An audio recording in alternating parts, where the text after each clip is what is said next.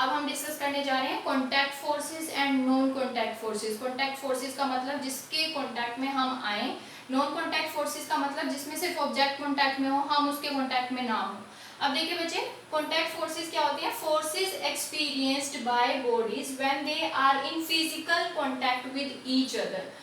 Physical contact में कौन कौन से टाइप्स आएंगे? सबसे पहला है मस्कुलर, सेकंड वन है फ्रिक्शनल। ठीक है, मस्कुलर में क्या होगा? Forces due to the action of muscles. जो फोर्स एक्शन ऑफ मसल्स की वजह से लगे उसको हम बोलते हैं मस्कुलर फोर्सेस। ठीक है, फॉर एग्जाम्पल कोई भी ऑब्जेक्ट है और कोई भी पर्सन है जो उसको पुश कर रहा है, उसको बोल देंगे कि वो उसके ऊपर मसल्स से फोर्स अप्लाई कर रहा है। ठीक है, फ्रिक्शनल फोर्स, नाम से ही पता चल रहा है कि फ्रिक्शन अप्लाई होगा वहां पर।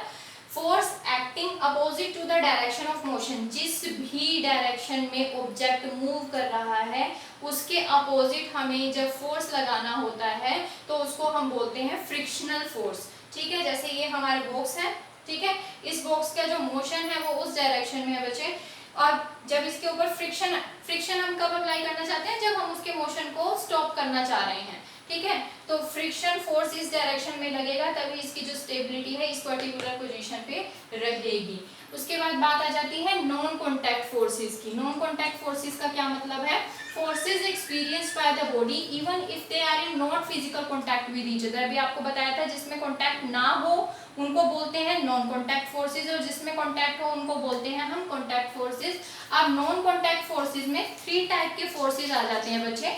सबसे पहला है मैग्नेटिक फोर्स, सेकेंड वन है electrostatic force and third one है हमारा ग्रेविटेशनल फोर्स। ठीक है, अब मैग्नेटिक फोर्स में क्या है बच्चे? Forces exerted by a magnet. ठीक है, जब कोई भी फोर्स एक मैग्नेट के थ्रू एक्सर्ट होता है उसको बोलते हैं मैग्नेटिक फोर्स। किसी भी मैग्नेट के पास हम किसी भी आयरन के ऑब्जेक्ट को लेके जाएंगे, वो अपनी तरफ अट्रैक्ट करता है ना उसको। अब उसके डायरेक्ट कांटेक्ट में तो नहीं होता, स्पेस होता है उनके बीच में, फिर भी वो उसकी तरफ अट्रैक्ट हो जाते हैं, तो उसको हम बोलते हैं क्या? Magnetic force. इलेक्ट्रोस्टैटिक फोर्स क्या होता है? Force exerted by a charge body on another charge body.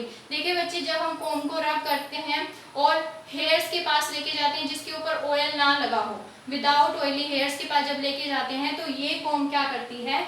उन हेयर्स को ऊपर की तरफ अट्रैक्ट करती है। कभी भी आप ये अपने घर पे भी ट्राई कर सकते हैं, ये इजीली आप अपने आप अप्लाई करके देख सकते हैं कि इलेक्ट्रोस्टैटिक फोर्स कैसे एप्लीकेबल होता है। ग्रेविटेशनल फोर्स है बच्चे, ग्रेविटेशनल फोर्स में क्या होता है? ग्रेविटेशनल का मतलब होता है बच्चे, अब जब हम किसी भी ऑब्जेक्ट को ऊपर की तरफ थ्रो करते हैं डायरेक्टली नीचे आ जाता है ना, वो किस वजह से होता है? ग्रेविटेशनल फोर्स की वजह से होता है। जैसे ये मैंने एग्जांपल के थ्रू बताया कि कोई भी बॉल कितनी भी हाइट पे हमने थ्रो की हुई है लेकिन वो आती किस तरफ है? नीचे की तरफ ही आती है। Attractive force exerting between 2 objects को क्या बोल देते हैं?